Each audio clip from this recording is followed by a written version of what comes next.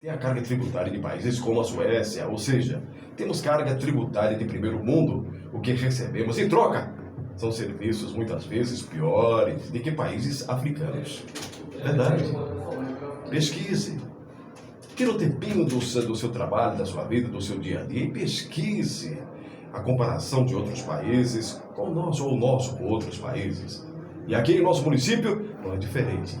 Não seria razoável diminuir a carga de impostos, visto que as necessidades básicas do cidadão não são atendidas adequadamente pelo governo, nos esforçando forçando a gente a contratar empresas particulares para nos fornecer os mesmos serviços de saúde, de segurança e outros serviços que a gente paga, inclusive com escolas particulares para os nossos filhos, que na nossa época, alguns anos atrás, nós tínhamos não o melhor, não o aceitável, ou seja, não aquele que nós queríamos, mas o aceitável ensino público.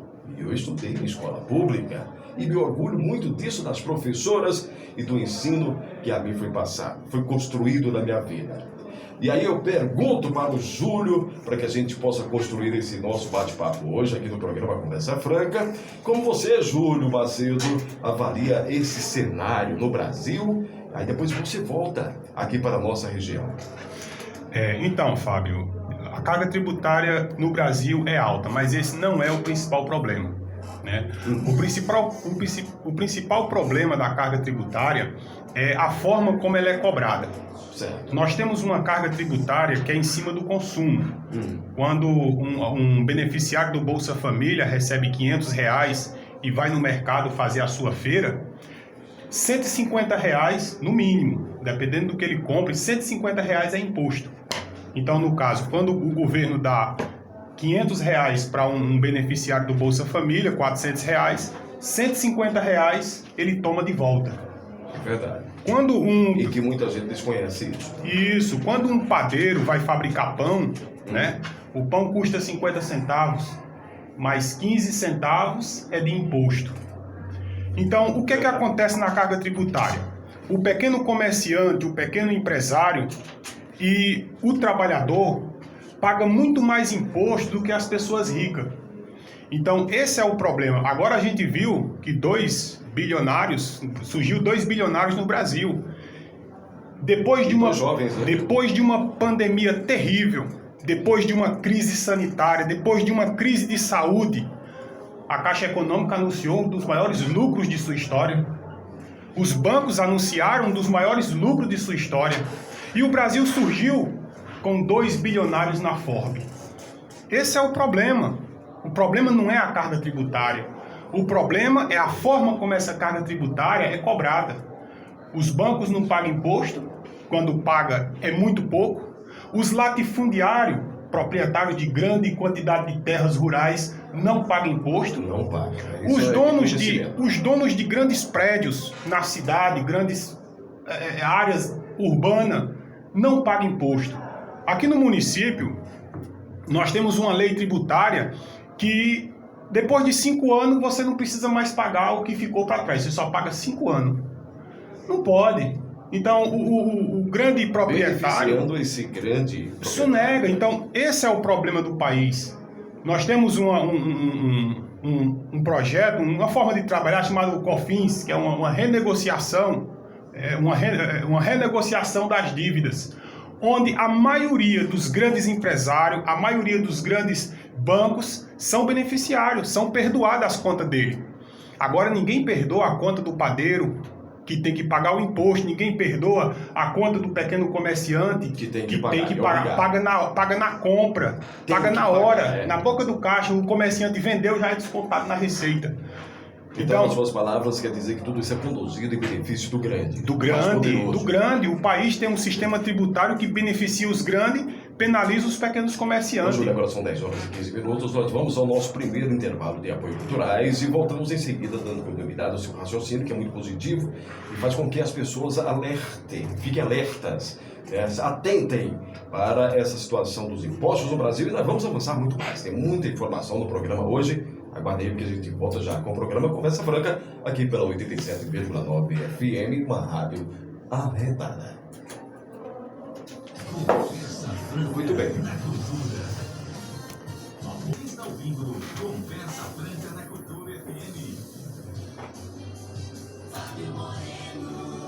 Muito bem. Continuando aqui com o programa Conversa Franca desta sexta-feira, 8 de abril do ano de 2022. Batendo papo hoje com Júlio Macedo, estudante, profissional, conhecedor de política. Foi candidato a prefeito, a gestor público municipal do nosso município. Não chegou lá, mas continuou construindo a sua ideologia política, o seu pensamento e a sua forma de que um dia possa mudar essa situação, possa fazer parte de um quadro político mais estável, diferente e que produza resultados em favor da população. Olha, eu quero mandar um grande abraço àquele que está ouvintes, amigos que ouvem o programa diariamente, que é o Walter Mecânico, o Gerim e o Charles, lá na Moto Peças. Tem um outro nomezinho, peças e alguma coisa, Daiane, você me lembraria? Eu esqueci. E acessórios? E acessórios, é.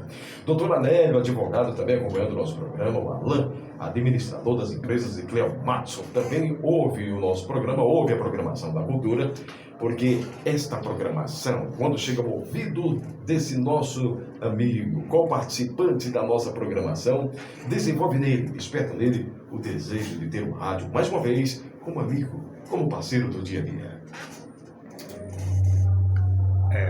E continuando com o nosso programa, hoje com o Júlio aqui. Júlio, você, no seu raciocínio, respondendo aí a minha primeira pergunta, você mencionou que a pessoa recebe ali benefícios do governo, etc. O Bolsa Família, olha que nome. Eu não gosto desse nome, Bolsa Família, porque dá a impressão que a gente está num país miserável, um país da África, que não tem gestão, que não tem governo que trabalhe em favor da sociedade. Mas não seria aí, eu gostaria da sua opinião, necessário que antes desse mísero Bolsa Família, que agora tem um outro nome, me lembra aí? É o auxílio emergencial. Auxílio emergencial. Agora é auxílio emergencial. E que termina, sabe o quê? Não, é Auxílio Brasil. Auxílio Brasil. Foi auxílio, porque foi auxílio emergencial, aí agora é Auxílio Brasil. Eu fiquei pensando. E que esses míseros reais que as pessoas recebem mês a mês, não seria aí o caso do governo estar preocupado em capacitar, desenvolver condições para essa população, treinando para uma profissão, para que consiga se inserir no mercado de trabalho e deixar de estar precisando desse mísero ajuda do governo? Então, Fábio, como eu falei no outro bloco, nós temos um sistema que ele é desenhado para beneficiar alguns em detrimento de outros. Então, qual é a nossa luta hoje? É conscientizar essa massa da sociedade que vem sendo penalizada, né? E aí eu vinha conversando com a Catiane ali, eu vinha caminhando aqui pela feira e olhando na cara do povo, olhando as pessoas trabalhando e dizendo a Catiane, nosso povo é bom, nosso povo é trabalhador. O problema do nosso povo é os governantes. E não é só os políticos não, aqui eu quero alertar, não é só os políticos não, os ricos têm participação. Os ricos têm participação. Porque eles são beneficiados. Então nós temos um problema sistêmico. Verdade. Que é ocasionado pelo egoísmo e pela indiferença, tanto dos ricos quanto dos políticos. Os ricos são indiferentes à situação do povo e os políticos são enganadores. Então essa é a situação que a gente vive. A gente tem aqui o acesso ao IF, ali pelo bairro do Batalhão. A gente vinha caminhando pela estrada. E que eu já fui lá algumas vezes. Só mansão de um lado e do outro. Verdade. Só mansão. E não tem pavimentação na rua. É isso que eu ia te falar. Não tem pavimentação na difícil rua. Acesso. Eu sou socialista, mas se por acaso eu fosse rico, eu tinha vergonha disso. Se eu fosse rico e morar numa cidade onde a população não tem emprego, onde o índice de educação é os mais baixos do estado, aqui na nossa região, o índice de educação é o mais baixo. Eu tinha vergonha de ser rico num lugar desse. Eu teria vergonha. Mas a gente não vê um desses poderosos, desses ricos que constroem o percentual de ricos do nosso município se manifestando em favor de uma pavimentação de melhor acesso. É exatamente isso que eu estou dizendo. Só mansão de um lado e do outro e o esgoto estourado no meio da rua e a rua não tem asfalto e tem um mato. Essa é a consciência da nossa liderança. Essa é a consciência da nossa liderança. Sabe? Existem lugares, nos países desenvolvidos, o rico ele ganha em cima da renda. Em cima da renda, mas aqui não. Aqui a gente vê um conchavo entre alguns empresários e não são todos, aqui a gente tem que ressaltar, alguns empresários que formam conchavo para furtar o dinheiro do povo como é que chama? Com licitações fraudadas. Com licitações, obra superfaturada. Empresas fatura, ganha milhões. Crescendo. Com o dinheiro do povo. Tem empresas crescendo. Então, quando a gente tem... com esse benefício errado. A gente tem que ter empresários que procurem o lucro através da produção de produtos e serviços. O empresário ele tem que procurar fabricar um produto bom, prestar um bom serviço e ganhar o seu dinheiro. Isso é o que funciona num país moderno. Aqui não, aqui os empresários, cada um, aí vamos fazer ressalva, alguns empresários querem ganhar dinheiro pendurado na prefeitura. E consegue esse gancho. Consegue. Com uma facilidade incrível. Consegue. Então aqui eu quero alertar a população que nós temos um problema que não é o povo. População, vocês são trabalhadores, vocês são um povo bom. Eu digo para você, nós somos um país de paz, nosso povo é pacífico, nosso povo é tolerante.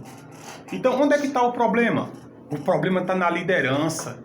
Nós temos uma herança colonial de escravidão. O Brasil foi o último país do mundo a liberar a escravidão, a acabar com a escravidão. Mas que continua mantendo esse mesmo regime de escravidão assalariada. Você falou um ponto muito importante, a questão do... Não mudou nada. Do Bolsa Família, do auxílio. Esse auxílio é necessário, sim, mas a gente tem que saber que importante é emprego. Dinheiro não cai do céu. Não, tem que trabalhar, tem que produzir. Agora eu vou dizer qual é o problema. Por que o nosso PIB, o PIB de Oricuri, o PIB da região, é um dos mais baixos do país? É um dos mais baixos. Nosso PIB é um dos mais baixos. O PIB de São Paulo é em cerca de 300 mil. Aqui é 9, 12, 10, varia. Como não vai ser tão baixo assim, Júlio, se nós temos uma produção comercial baseada, limitada nos trabalhos que são oferecidos pela prefeitura? Mas qual é o problema? O problema é o seguinte, que a produção hoje ela é baseada na infraestrutura e na tecnologia. Que não há investimento. A produção não é baseada no trabalho humano. Não é baseada no trabalho humano. Por que os países ricos ganham muito dinheiro? É porque eles trabalham mais do que nós? Mentira! Não. Nós trabalhamos 3 vezes mais do que os Estados Unidos, do que a Inglaterra. O problema é a forma de produção. Falta máquina para as pessoas, falta indústria para as pessoas trabalhar, falta infraestrutura. Esse é que é o problema. Nós só vamos conseguir vencer essa baixa produtividade quando a gente reformular o arranjo produtivo. Fazendo o que é infraestrutura? Infraestrutura é estrada, infraestrutura é ponte, infraestrutura é indústria. Isso é infraestrutura. E isso quem vai fazer não é o trabalhador. O trabalhador não tem culpa disso. Quem é culpado? Os líderes políticos e os líderes econômicos. Ô Júlio, você que participa ativamente da política regional, você vê alguns dos nossos representantes, você tem até acesso à informação de que alguns dos nossos representantes vão lá fora conversar, buscar melhorias para essa região no sentido comercial e industrial, Júlio? Olha, nós temos representantes tímidos. Nossos representantes são tímidos, são covardes e são egoístas. Tímido, covarde e egoísta. Essa é a caracterização da nossa liderança política e econômica hoje. Você acha adequada essa expressão para esses representantes? Não é. Se você está usando é porque você tem propriedade para dizer isso. Mas está na cara. Cadê a nossa infraestrutura? Quem tem que fazer? Cadê o desenvolvimento econômico? Quem tem que fazer? É o povo? O povo é trabalhador. Se tiver emprego, o povo trabalha. Então, como é que traz uma indústria para cá? Cadê os deputados? Cadê o prefeito? Então, esse é que é o problema. Nós estamos hoje num pleito de deputado estadual, deputado federal, né? Cargo mais elevado. Mas veja só, eu queria que algum representante dos deputados, que eu sei que eles estão me ouvindo, vocês, assessor, orelha do deputado, que estão ouvindo esse programa, eu pergunto a vocês, e levo essa pergunta para o candidato de vocês e para o político de vocês. E tem mais, se quiserem participar aqui e fazer com que, ou tentar nos conscientizar que o seu candidato, o seu político está indo lá fora conversar, negociar através de uma indústria para gerar emprego aqui na região, pode ligar. pode ligar, pode mandar a sua mensagem para o nosso WhatsApp aqui, que é bem-vinda. Nós precisamos, não é nós aqui do programa e do nosso convidado, mas a população de Uricuri precisa destas informações. Você tem, ele está indo, está negociando, quer provocar um resultado profissional e de emprego positivo na região? Então passa essa informação para a gente. Eu queria que me dissesse qual foi a vez que os deputados do Sertão, aqui da região do Araripe, se uniram para defender um projeto para aqui, para o Sertão. Qual foi a vez? Me faça vergonha. Me mostre uma foto, uma reunião onde ele se une para cobrar do governador um projeto de infraestrutura aqui para o Sertão. Eu e a Catiane estamos participando de um partido que diz que é de extrema esquerda. Mas eu, na qualidade de político, não quero saber. Se for para se unir, para trabalhar pelo povo daqui, vou me unir, nós vamos trabalhar juntos. Deixou bem claro que você não defende a sigla, mas defende a união. Pode ser de direita, pode ser de esquerda. Se for em benefício do povo, nós estamos juntos. Nós temos sim nossa ideologia, temos nossa filosofia, mas tem coisas que não dá para separar. Nós estamos precisando da duplicação da adutora do Oeste. Está aí a falta de água. Há muitos anos. A falta de água é terrível. A falta de água é terrível. É muito bom aproveitar quando você fala da falta de água, dizer que essa água está chegando às torneiras, suja, barrenta e às vezes até contaminada. É preciso, e nós vamos convidar alguém aqui da Compesa para falar sobre essa condição. Agora 10h31, Júlio, eu vou interromper você mais uma vez para irmos até o nosso bloco de apoios culturais aqui do programa Conversa Franca da Rádio Cultura FM 87,9 e voltamos em poucos minutos. Catiane o quê? Andrade. Catiane Andrade.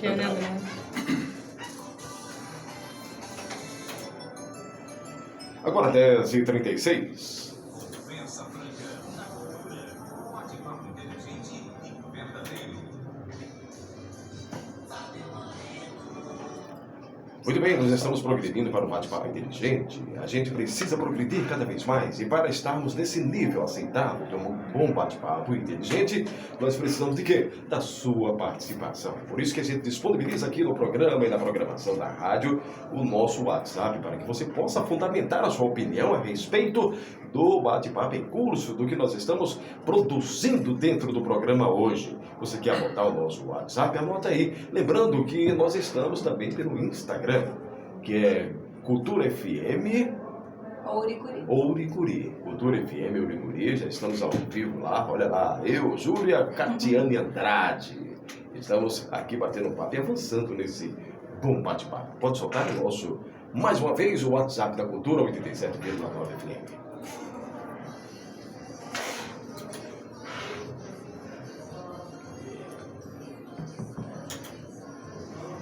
Aí sim! Muito bem, aguardando aqui a sua participação, a sua mensagem a respeito do assunto hoje, debatendo política. Bom, quais são os rumos da política nacional e aqui no nosso município. Quis mandar um grande abraço ao senhor Roberto Pazzi, lá em Feira de Santana. Ele disse, Fábio, amanhã eu quero ouvir o programa. Pois está ouvindo o programa, um abraço para o senhor Roberto Pazzi, que também é cantor. E olha, eu sou seu fã, viu? Eu sou seu fã. Gosto da tua voz, do seu riso e das músicas que o senhor canta, que são cheias de carinho, cheias de boas mensagens. Parabéns pelo teu talento. Além do talento de cantor, é um grande talento como administrador, à frente do laboratório Produfarma Ferense, lá em Feira de Santana, e das emissoras de rádio, que também é proprietário. Um grande abraço, muito obrigado pela amizade que nós construímos há 13 anos, quando eu cheguei aqui na região, e continua cada vez mais edificada até os dias de hoje.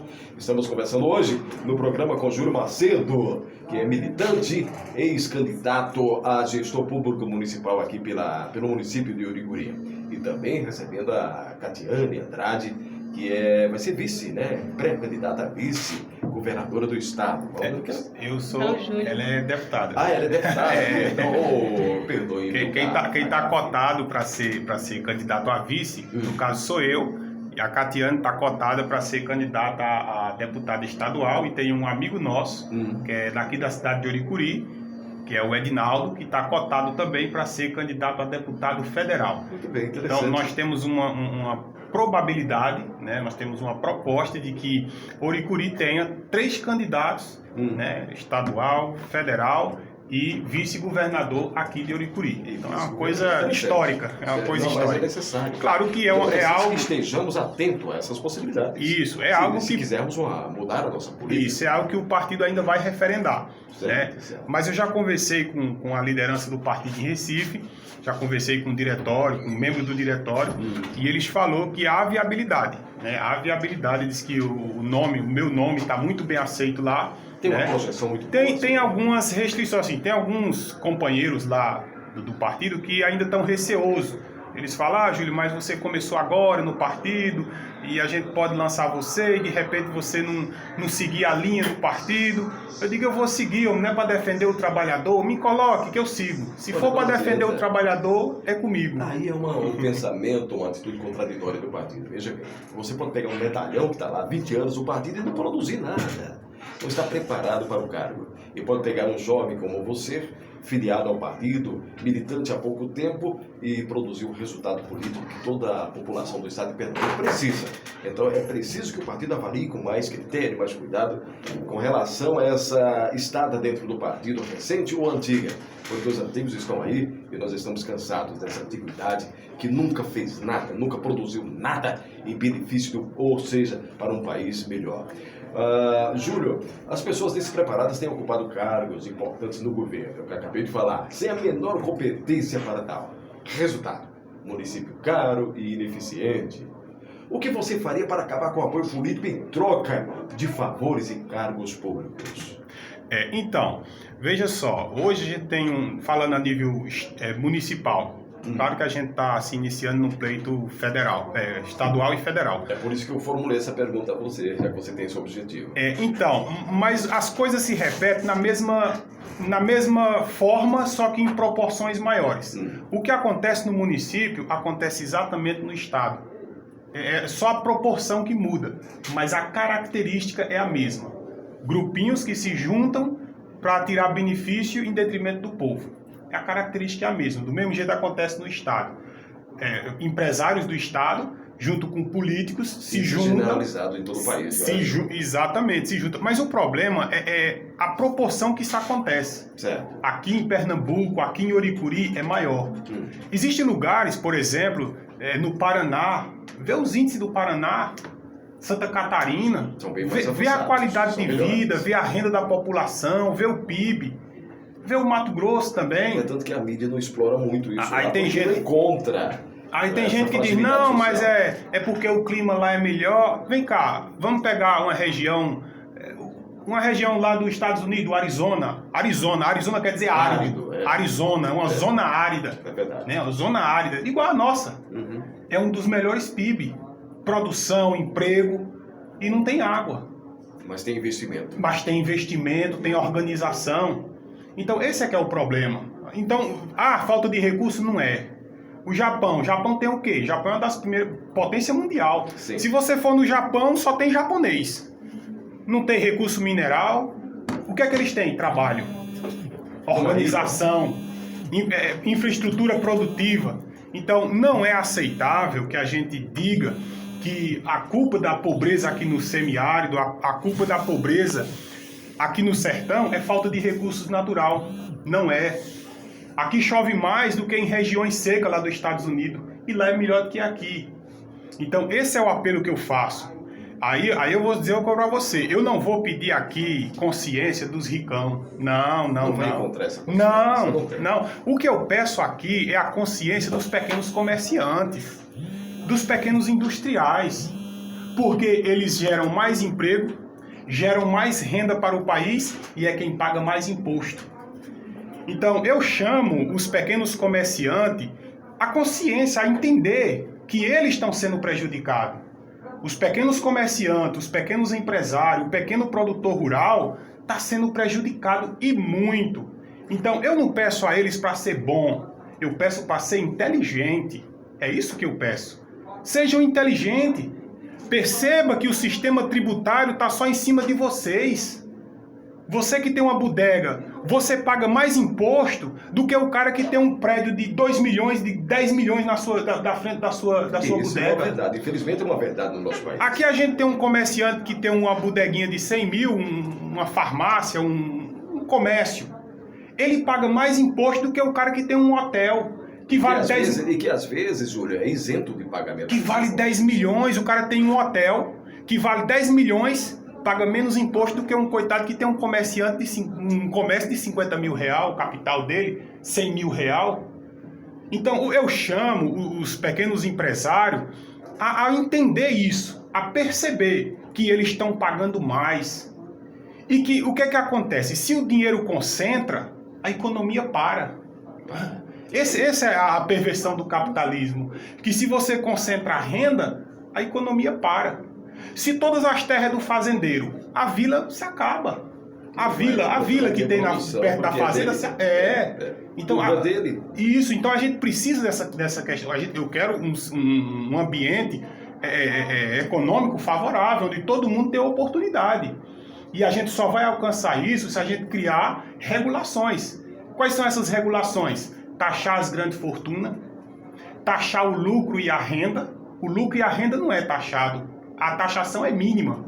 A taxação é em cima da produção. Nós temos uma usina, uma refinaria de Abreu e Lima. Temos aqui no estado. 12 milhões de investimento. Está lá parada.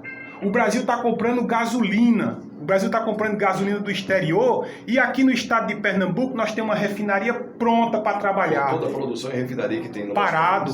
Então repare, nós temos uma refinaria de Abreu e Lima parado e nós temos o maior índice de desemprego do país. O estado de Pernambuco tem o maior índice de desemprego do país. Aí vem esse governador, sou socialista. Socialista de quê, meu irmão?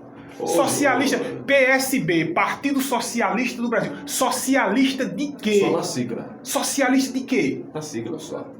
O estado de Pernambuco tem o pior índice de desemprego. A taxa maior de desemprego é aqui. Está no estado de Pernambuco e nós temos acompanhado isso nas informações das mídias, nas sociais, como também eletrônicas. Para 10 horas e 46 minutos, nós vamos a mais um intervalo de apoios culturais e voltamos com esse bate-papo crescente. E na volta, eu quero falar com a Catiana Andrade, de onde surgiu esse desejo, essa vontade de entrar para a política, se tornar militante e agora pré-candidata. 10h46.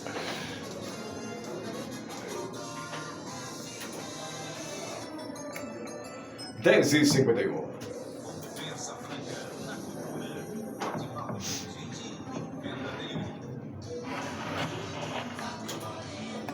Olha, meu desejo maior é que você participe, que você aceite todo o nosso debate, que você aceite a nossa programação, essa rádio como a sua companheira diária. Esse é o desejo de toda a equipe, não é só meu, é um desejo da equipe que você tenha essa rádio, Cultura 87,9 FM, como sua companheira no dia a dia, informando, entretendo, fazendo com que você esteja participando dos assuntos, das causas, dos acontecimentos de toda a região do Araripe.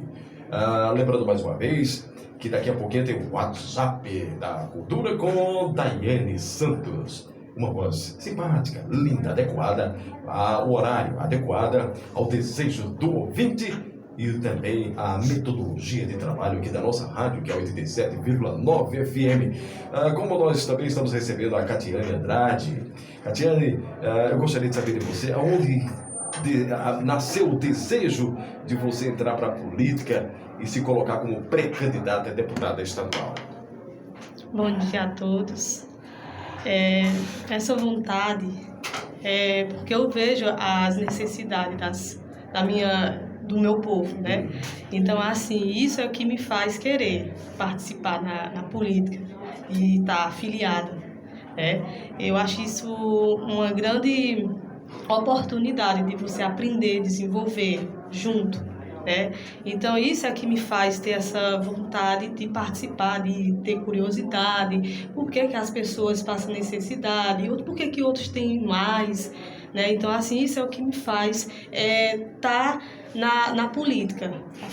Você vem recebendo apoio da sua família, do seio da família, para esse projeto de vida política? Sim, né? Eu tenho a minha mãe, minhas famílias, né? Mas, assim, eles não são bem, assim, como se diz, eles não são bem chegados à política, né? Mas, graças ao Júlio, né, que eu tô Júlio, com que ele. Vem motivando você. Ele vem me motivando, vem me explicando as coisas, vamos por esse caminho que dá certo. Certo. Então, isso é o que me